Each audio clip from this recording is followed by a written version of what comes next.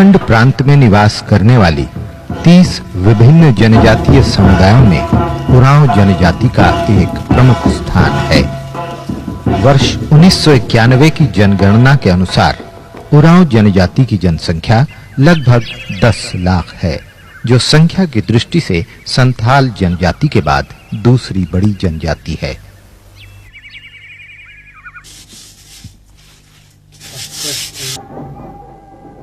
अधिकांश मानव विज्ञानी, शोधकर्मी और विद्वानों का मत है कि उरांव जनजाति के लोग द्रविड़ मूल के हैं। इनकी अलग बोली भाषा है, जिसे कुड़ुख भाषा के रूप में जाना जाता है। अपनी विशिष्ट भाषा, सांस्कृतिक परंपरा और ऐसी ही अन्य विशेषताओं के कारण उरांव जनजाति की एक अलग स्वतंत्र पहचान है, जिसमें सरना, पढ़ा और जतरा जैसी पारंपरिक संस्थाओं का महत्वपूर्ण स्थान है।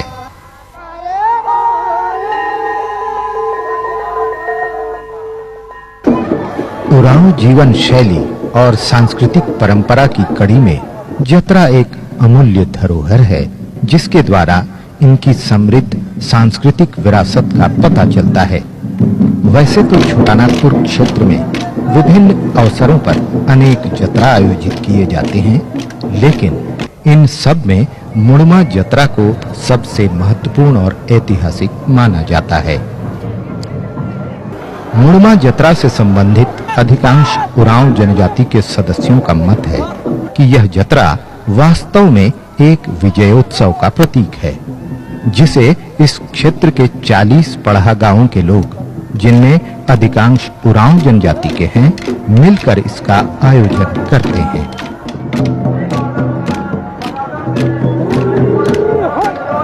यह जतरा उत्सव कब आरंभ हुआ, इसका अनुमान ही लगाया जा सकता है, क्योंकि आरंभ होने की तिथि का कोई लिखित दस्तावेज उपलब्ध नहीं है। जतरा आरंभ करने से संबंधित उरांव जनजाति के लोक मत के अनुसार बहुत समय पहले रोहतासगढ़ में मुसलमानों के आक्रमण के कारण उन्हें वह स्थान छोड़ना पड़ा और वे सोन नदी के किनारे-किनारे वर्तमान पलामू होते हुए छोटानागपुर में प्रवेश कर गए।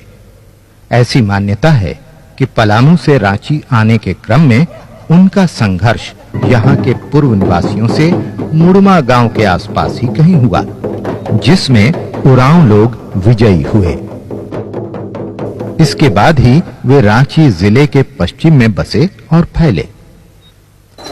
इस प्रकार यह जतरा प्रारंभ में तो वार्षिक विजयोत्सव के रूप में मनाया जाता रहा, परंतु कालांतर में मुड़मा जतरा के रूप में प्रसिद्ध हुआ।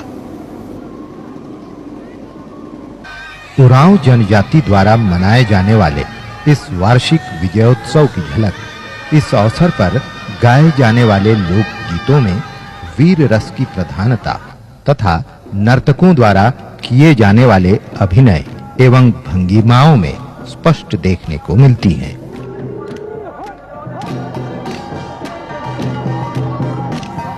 ऐतिहासिक मुड़मा गांव रांची से पश्चिम लगभग 25 किलोमीटर की दूरी पर रांची डाल्टनगंज मार्ग के किनारे अवस्थित है और रांची जिला के मांडर प्रखंड के अंतर्गत आता है।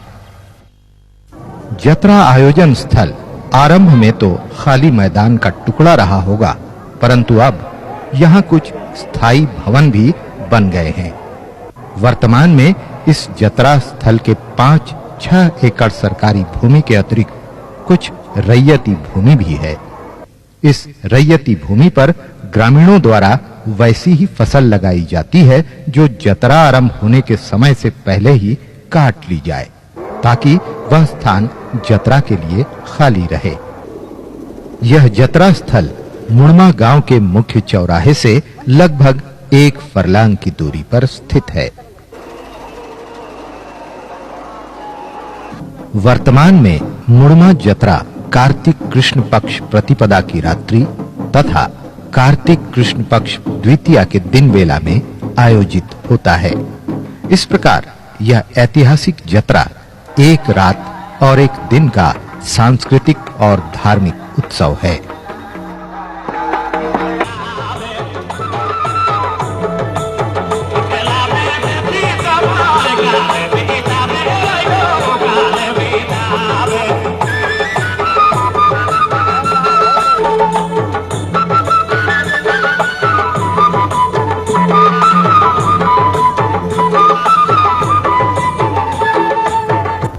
मुड़मा जतरा आरंभ होने से संबंधित कुछ अन्य किंवदंतियां एवं लोक कथाएं भी प्रचलित हैं।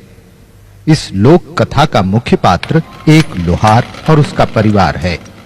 कथा के अनुसार जब उरांव लोग रोहतासगढ़ छोड़कर इस क्षेत्र में आए तो पीछा करने वाले शत्रुओं से बचने के लिए वे एक लोहार के घर में घुस गए। लोहार ने सहयोग किया और उरांव लोगों को अपने घर में छुपा लिया। लोहार के इस उपकार से प्रभावित होकर उरांव लोगों ने उसके सम्मान में उत्सव मनाया और नाच गान करके अपनी खुशी जाहिर की।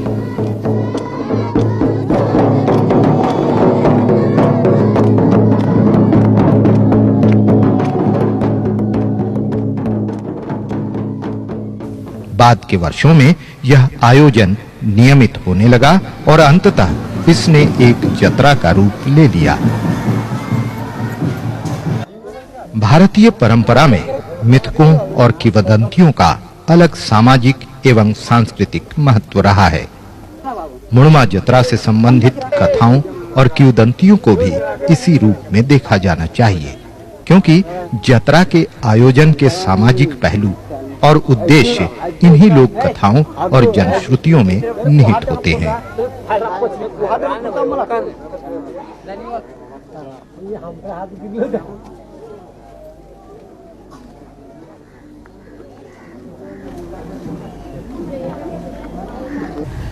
सर्वप्रथम जब रोहतासगढ़ से हमारे पूर्वज भागकर छोटानागपुर की इस जंगल में आए थे तो सर्वप्रथम लोगों का वास यहीं पर हुआ था। उसके बाद जब यहाँ के लोग अधिक हो गए या किसी कारणवश जब यहाँ से लोगों को दूसरे जगह जाने की बात हुई, फिर आके मिलने की बात फिर हुई, तो इसी दिन लोगों ने तय किया कि हम लोग इसी दिन मतलब मेला के दिन पर ही मिलेंगे और वही मेला का रूप लिया। मुड़मा जतरा का सबसे सबल पक्ष इसका सांस्कृतिक स्वरूप है, जिसके साथ उरांव जनजाति समुदाय की धार्मिक आस्था भी जुड़ी हुई है। शायद इसी कारण इसका आयोजन सामूहिक रूप से 40 पढ़ा गांवों के लोगों द्वारा किया जाता है। उरांव समुदाय में पढ़ा व्यवस्था का महत्वपूर्ण सामाजिक स्थान है। एक पढ़ा के अंतर्गत 6-7 से लेकर 25-30 गांव भी हो सकते हैं, जिसका अपना निश्चित भूभाग होता है। पढ़ा के अंतर्गत उठने वाले विवादों का निपटारा पढ़ा पंचायत में किया जाता है। इसे उरांव स्वशासन व्यवस्था भी कहा जाता है। वर्तमान में मुड़मा जतरा का आयोजन इस क्षेत्र के 3 पढ़ा के अंतर्गत आने वाले 40 गांव के लोग सक्रिय रूप से करते हैं। मुड़मा जतरा को 40 गांवों का ऐतिहासिक मिलन स्थल भी कहा जा सकता है। मुड़मा जतरा के एक मिलन स्थल होने की पुष्टि इस बात से भी होती है कि जतरा में सम्मिलित होने वाले गांव यहां अपने विशिष्ट पढ़ा चिन्हों के साथ परंपरागत वेशभूषा तथा पढ़ा झंडे लिए हुए आते हैं।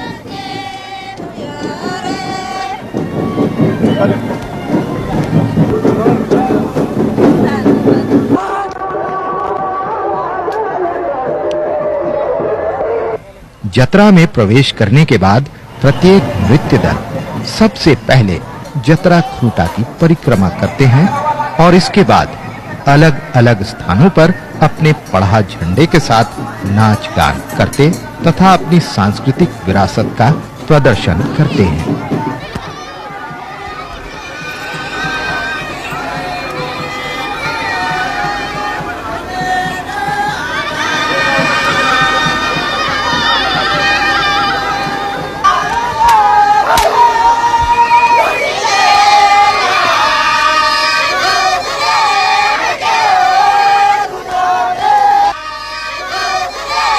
जतरा में प्रवेश के समय इन पढ़ा गांवों के उरांव सदस्य कुछ परंपरागत नियमों का भी पालन करते हैं।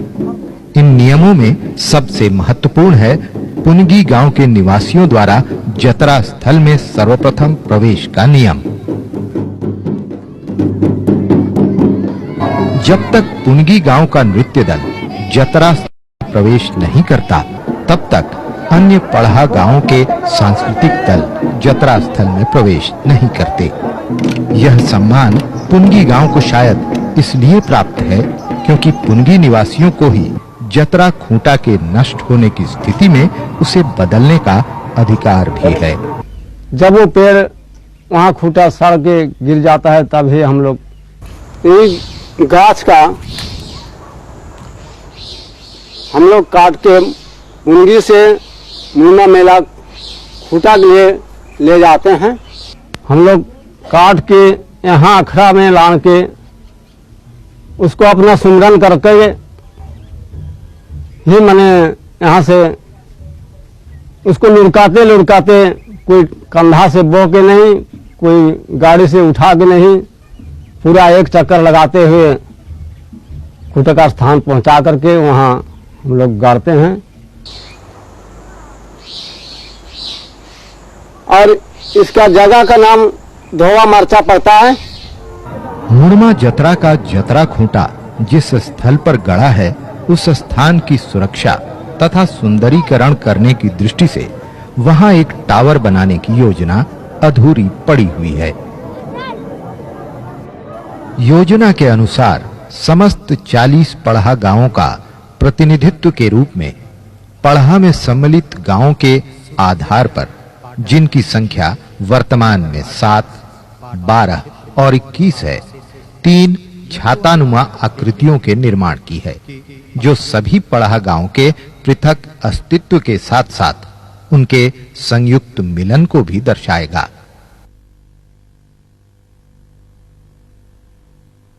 वर्तमान में मुड़मा जतरा का स्वरूप हालांकि एक मेला जैसा हो गया है, जिसमें खान-पान, सर्कस, झूला और मौत का कुआं जैसे मनोरंजन के विभिन्न साधन मौजूद रहते हैं।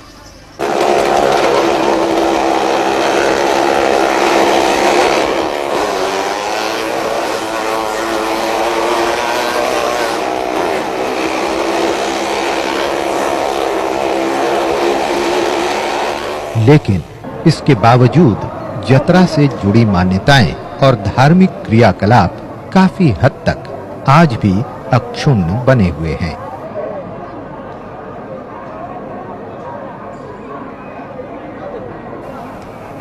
इस ऐतिहासिक जतरा से संबंधित धार्मिक क्रियाकलापों के केंद्र में मुड़मा गांव में संपन्न होने वाले विभिन्न धार्मिक अनुष्ठान तथा जतरा स्थल का जतरा खूंटा होता है, जहां गांव के पाहन या पुरोहित द्वारा जतरा आरंभ होने के पहले से लेकर जतरा की समाप्ति तक विभिन्न धार्मिक क्रियाएं की जाती हैं। जतरा आरंभ होने के प्रथम दिन, जिस दिन जतरा रात में लगने की परंपरा है, मुड़मा गांव में पाहन एवं अन्य लोग पूरी तैयारी में सुबह से ही जुट जाते हैं। मुड़मा उन गिने चुने गांवों में से एक है जहां उरांव समुदाय की एक अन्य महत्वपूर्ण सामाजिक संस्था धूमकुड़िया अथवा युवा गृह की परंपरा अब भी देखने को मिलती है। जतरा आरंभ होने वाले दिन मुड़मा गांव के युवा धूमकुड़िया और उससे लगे अखड़ा को सजा संवार कर तैयार करते हैं। समय के बदलाव के साथ हालांकि अब सजावट करने के लिए रंगीन कागजों का प्रयोग होता है, लेकिन इसमें संदेह नहीं कि पूर्व में प्राकृतिक संसाधनों जैसे फूल और वृक्षों के पत्तों का ही इस्तेमाल होता होगा। मिले-जुले रूप में यह परंपरा अब भी दिखाई देती है। मुड़मा जतरा का सबसे महत्वपूर्ण और पवित्रतम केंद्र जतरा खूंटा है, जिसकी विशेष पूजा अर्चना की जाती है। वर्तमान में जतरा खूंटा एक वृत्ताकार परिधि से घिरा हुआ है। यह खूंटा शाल वृक्ष की मोटी डाल अथवा पूरा तना होता है, जिसका कुछ भाग जमीन के अंदर गड़ा है और लगभग 8 से 10 फीट लंबाई तक जमीन के ऊपर है। जतरा खूंटा प्रत्येक वर्ष बदला नहीं जाता, बल्कि क्षय अथवा नष्ट हो जाने की स्थिति में ही विशेष अनुष्ठान के साथ निकटवर्ती पुनगी ग्राम के सदस्यों द्वारा बदले जाने की परंपरा है। जतरा खूंटा की पूजा अर्चना के लिए व्यवहार में आने वाली पूजन सामग्रियों में प्रमुख है सरगुजा के फूल, जो सरसों के किस्म का एक प्रकार का तेलहन पौधा है और इस क्षेत्र में प्रचुरता से उपलब्ध है। इसके अतिरिक्त पोतनी मिट्टी, पतली रस्सी, धागा, कांसे का लोटा और पवित्र जल, मिठाई, सिंदूर, अगरबत्ती और मिट्टी के घड़े का ऊपरी भाग इत्यादि। इस महत्वपूर्ण धार्मिक अनुष्ठान के प्रारंभिक चरणों में मुरमा गांव के पाहन अन्य ग्रामीणों के साथ आवश्यक पूजन सामग्रियों को लिए हुए जुलूस के रूप में जतरा स्थल की ओर जाते हैं।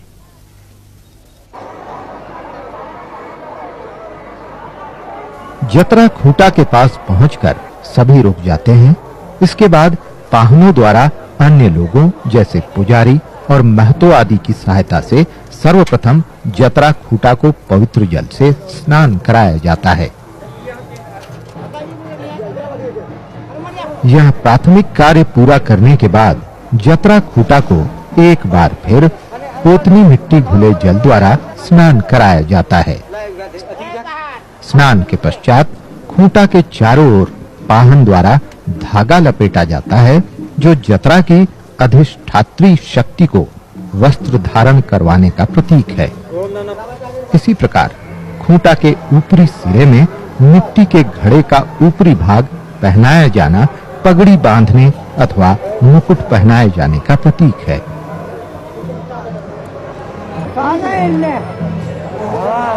इस प्रतीकात्मक मुकुट के चारों ओर सरगुजा के फूल से लदे पौधे खोस अथवा बांध दिए जाते हैं। खूंटे के श्रृंगार के लिए लाल रंग की चूड़ियों को भी धागे से बांधकर लटका दिया जाता है।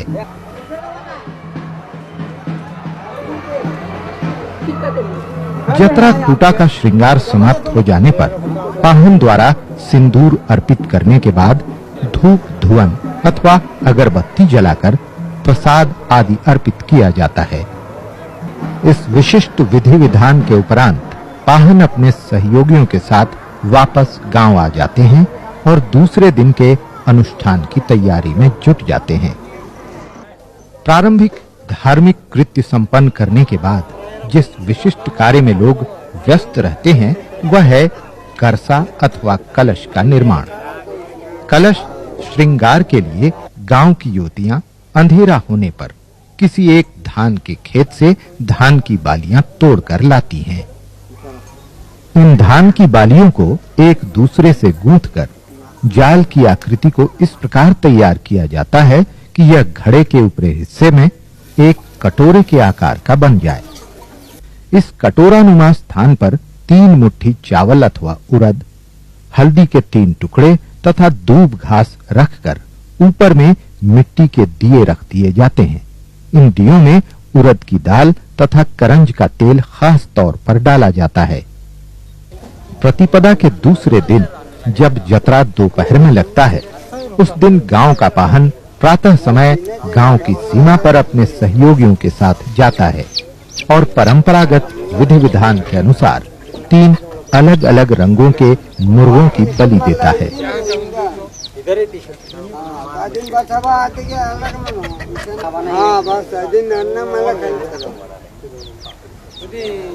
इसके बाद गांव की सीमा से सब लोग पाहन के घर आ जाते हैं, जहां अन्य गतिविधियां चलती रहती हैं।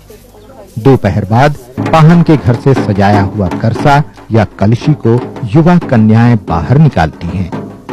कलशों का बाहरी श्रृंगार गेंदे के फूलों द्वारा किया जाता है, जिन्हें बांस के पतले सीकों में दोनों ओर से गूंथकर सजाया गया होता है।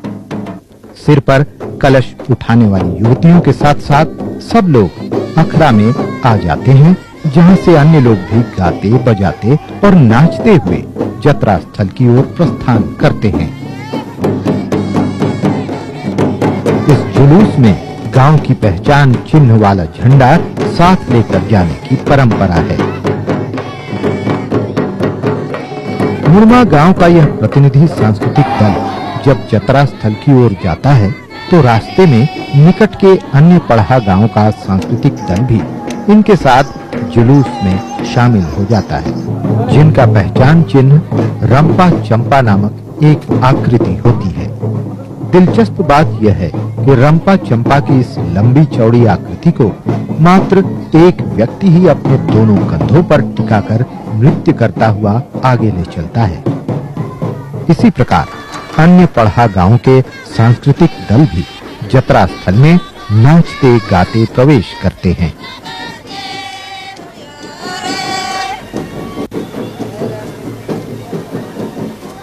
अभी जतरा का स्वरूप वृहत मेले जैसा हो गया है और इसे देखने आने वालों की संख्या भी बढ़ गई है। प्रतिपदा के दूसरे दिन जतरा स्थल में लोग चारों ओर से दिन चढ़ते ही आना आरंभ कर देते हैं, जिसके कारण थोड़ी देर के लिए रांची डाल्टनगंज मार्ग लगभग अवरुद्ध सा हो जाता है। विभिन्न पढ़ा गांव के सांस्कृतिक दलों के जतरा स्थल में आगमन के साथ ही मेले में लोगों की भीड़ धीरे-धीरे कम होने लगती है। प्रत्येक सांस्कृतिक दल जतरा खूंटा के निकट आकर परिक्रमा करते हैं और फिर किसी एक स्थान पर अपने पढ़ा चिन्ह के साथ नाच गान का प्रदर्शन करते हैं। शाम ढलने के साथ ही धीरे-धीरे जतरा में भीड़ कम होने लगती है और दुकानदार भी अपनी दुकानें समेटने लगते हैं। इस प्रकार एक रात और एक दिन का यह ऐतिहासिक मुड़मा जतरा अंततः समाप्त हो जाता है। जतरा में आयोजित मेला तो उठ जाता है, लेकिन जतरा के कुछ धार्मिक अनुष्ठान जतरा समाप्ति की अगली सुबह पुनगी गांव में संपन्न किए जाते हैं। इन धार्मिक अनुष्ठानों में पाहन द्वारा मुर्गों की बलि और पूजा अर्चना प्रमुख हैं। यह पूजा पुनगी गांव के अखड़ा में संपन्न होती है और जब पाहन धार्मिक कृत्यों में लीन रहते हैं तो ग्रामवासी उत्साह और आनंद से नाचते गाते रहते हैं। मुड़मा जतरा के सांस्कृतिक और सामाजिक स्वरूप को देखने से सहज ही अनुभूति होती है कि यह जतरा निश्चय ही उरांव जनजाति समुदाय की समृद्ध सांस्कृतिक पहचान की अभिव्यक्ति है, जो उन्हें न केवल उनके प्राचीन इतिहास से जोड़ता है, बल्कि उनमें आपसी भाईचारा, प्रेम और सौहार्द की भावना भी जगाता है। युगों से चली आ रही यह समृद्ध परंपरा कदाचित युगों तक चलती रहेगी।